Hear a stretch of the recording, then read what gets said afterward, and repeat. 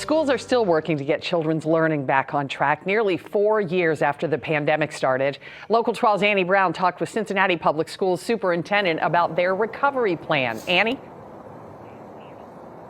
Well, good morning to you. Well, recent data shows that Ohio as a whole still has a very uneven recovery pattern, especially in high poverty school districts. Now, we spoke with CPS, which tells us that students lost about a year and a half of learning due to the pandemic. However, they tell us that the recovery is actually on the right track. Now, the Education Recovery Scorecard, which reports math and reading levels, says that Cincinnati outpaced most other large urban school districts. Both reading and math levels took a sharp decline with the onset of the pandemic. In Ohio, between 2019 and 2022, students lost about half a grade equivalent in math and 1/3 of a grade equivalent in reading.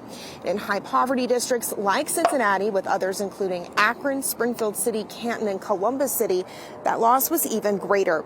Now, this year, out of the Council of Great City Schools, the 44 largest urban school districts in the country, CPS's recovery for math was second in the nation, and recovery for reading was ranked 16th. Similar districts were still behind in math about a full grade equivalent. Now, I asked CPS Superintendent Ironetta Wright about the district's plans to continue this upward trend.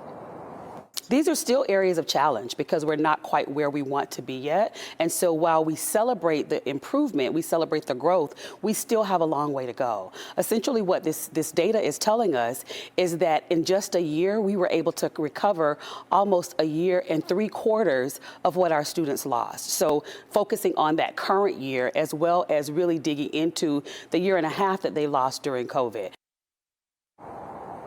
Now, Ohio received $6.9 billion in federal recovery money.